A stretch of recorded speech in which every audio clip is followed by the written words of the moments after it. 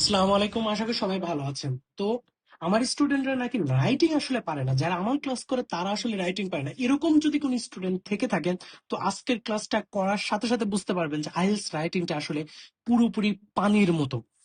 Writing এ task one অথবা task two যেটাই হোক না কেন, যদি আপনি টাস্ক ওয়ান এর ইন্ট্রোডাকশন লেখার যদি আপনি কোনো স্ট্রাকচার ইউজ করতে পারেন, তো এই দেখেন ইন্ট্রোডাকশন লেখার স্ট্রাকচারটা আমি নিয়ে আসছি। তো আপনারা যদি ইন্ট্রোডাকশন লেখার স্ট্রাকচার ইউজ করতে পারেন, একইভাবে যদি আপনারা আপনারা ওভারভিউ লেখার স্ট্রাকচার ইউজ করতে পারেন, একইভাবে যদি আপনারা বডি লেখার স্ট্রাকচার ইউজ করতে পারেন, তাহলে আইএলটিএস রাইটিং এই টাস্ক ওয়ান আপনার কাছে পুরো পানির থেকেও সোজা হয়ে যাবে। তো আজকে আমরা এমন একটা জিনিস শিখবো, সেটা হচ্ছে আইএলটিএস রাইটিং টাস্ক ওয়ান এর ইন্ট্রোডাকশন পানির মতো করে দেওয়ার দায়িত্ব হচ্ছে আমার। তো দেখেন আমরা কিভাবে আসলে আইএলটিএস রাইটিং টাস্ক ওয়ান পানির মতো আপনাদের করে দিব। তো প্রথমে হচ্ছে আমরা এই স্ট্রাকচারটা মাথায় রাখবো। সেই স্ট্রাকচারটা হচ্ছে কি এখানে আসলো, সেটা হচ্ছে কার চার্ট। স্ট্রাকচারটা দেখতে পাচ্ছেন, সেটা হচ্ছে কি কার চার্ট, তারপরে আসলো কি কম্পেয়ার, তারপরে আসলো টাইটেল, তারপরে হোয়ার, তারপরে হচ্ছে হোয়েন।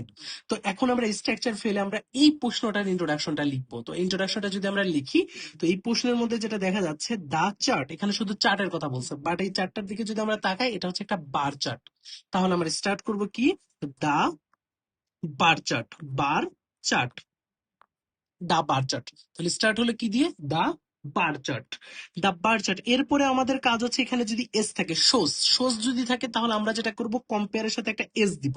আর যদি এখানে শো থাকে তাহলে এসটা আমরা দিব না, তাহলে আমরা কি করব এখানে কম্পেয়ার্স, কম্পেয়ার্স, তাহলে কম্পেয়ার্স, তাহলে দা বার চার্ট কম্পেয়ার্স, এই পর্যন্ত লেখা শেষ। এবার দিব টাইটেল। টাইটেলটা হচ্ছে এই প্রশ্নের মধ্য থেকে আমরা টাইটেল খুঁজবো। টাইটেলটা কিভাবে খুঁজবো, এই সোজের পরের অংশটা খুঁজবো। আর যদি এখানে বাই থাকে, আমরা জানি বাইয়ের পরে হচ্ছে আমাদের ওই কি, এটা যদি পেজে আমরা যদি দেখি বাইয়ের পরে হচ্ছে আমাদের পুরো সাবজেক্টটা থাকে, যে কিসের দ্বারা নাকি এটা মানে মেইন অংশটা থাকে। তাহলে বাইয়ের পরে যদি থাকে তাহলে বাইয়ের পরে, না হলে সোজের পরের অংশটা নিব। তাহলে এখানে আছে number of household by their annual income, তাহলে আমাদের এখানে হবে by their annual income of household. এই দুটো একসাথে করে আমরা লিখবো। তাহলে দ্য বার চার্ট কম্পেয়ার্স, এই দুটাকে একসাথে করে যদি আমরা লিখি, যে এখানে লিখতে পারি হচ্ছে, আমরা দেয়ার না লিখে আমরা লিখতে পারি ডাটা। আমরা অলওয়েজ লিখবো কি, ডেটা। তাহলে লিখবো হচ্ছে data, data of, data of, ডেটাটা কিসের, ডেটা অফ অ্যানুয়াল ইনকামের। তাহলে এটাকে আমরা লিখতে পারি ডেটা অফ, ধরেন হচ্ছে অ্যানুয়াল ইনকাম। তাহলে অ্যানুয়াল ইনকাম যেটা আছে, এটাকে আমরা ইনকামকে আমরা ওয়েজ লিখতে পারি, তাহলে ডেটা অফ অ্যানুয়াল ওয়েজ। তাহলে এখানে আমরা ইনকামকে আমরা ওয়েজ, জাস্ট একটা সিনোনিম ইউজ করলাম। তাহলে কি ইউজ হলো এখানে, ডেটা অফ অ্যানুয়াল ওয়েজ। তারপরে ওয়েজ ইউজ করার পরে আমাদের নেক্সট কাজ কি, নেক্সট কাজটা হচ্ছে ওয়েজ এর পরে এই যে নাম্বার অফ হাউস হোল্ড এইটুকু বাকি গেছিল সোজের পরে, তাহলে এই অংশটুকু লিখে ফেলি, ways of house hold, house hold. ঠিক আছে, আমি একটু বাঁকা করে লিখতেছি তো এই জন্য লিখতে একটু অসুবিধা হচ্ছে।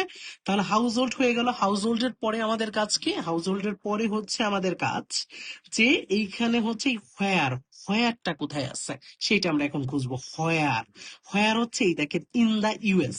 তাহলে household in the US, US কে আমি চাইলে পুরো নাম লিখতে পারি ইউএস। হোয়ার লেখার পর হচ্ছে হোয়েন, হোয়েন হচ্ছে কি এই যে টাইম পিরিয়ডটা, টাইম পিরিয়ডটা কি ইন 2007, 2011, তার একটা হচ্ছে কি অ্যান্ড হচ্ছে কি আছে অ্যান্ড 2015। তো এইটা, তো এই হচ্ছে আমার হাই ব্যান্ডের একটা ইন্ট্রোডাকশন। তো আশা করি আপনারা যদি এইভাবে আসলে লেখেন তাহলে ইন্ট্রোডাকশনটা কিন্তু পানির মতো, শুধু স্ট্রাকচার ইউজ করলেন ইন্ট্রোডাকশন পুরো পানির মতো হয়ে গেল। তো আশা করি সবাই বুঝতে পেরেছেন, সবাই কমেন্ট করবেন, লাইক করবেন, এরকম আর ইন্ট্রোডাকশন চাচ্ছেন কিনা, এরকম ওভারভিউ চাচ্ছেন কিনা, স্ট্রাকচারে ফেলে আপনারা চাচ্ছেন কিনা, সেটা যদি ঠিক মতো করতে পারেন তাহলে আপনাদের কাছে পানির মতো হয়ে যাবে। তাহলে প্রথমে কার চার্ট, কম্পেয়ার্স, তারপরে টাইটেলটা আমরা এখানে বাইয়ের পরের অংশ, আর এটা দুইটা মিলে আমরা নিব। বাইয়ের পরের অংশটা আগে নিব, যদি বাইয়ের পরে থাকে, আর না থাকলে শুধুই সোজের পরের অংশটা নিব। তারপরে হোয়ার কোথায় আছে সেটা নিব, এবং লাস্টে হচ্ছে আমাদের টাইম পিরিয়ড। সবাই ভালো থাকবেন, সবার জন্য দোয়া শুভকামনা।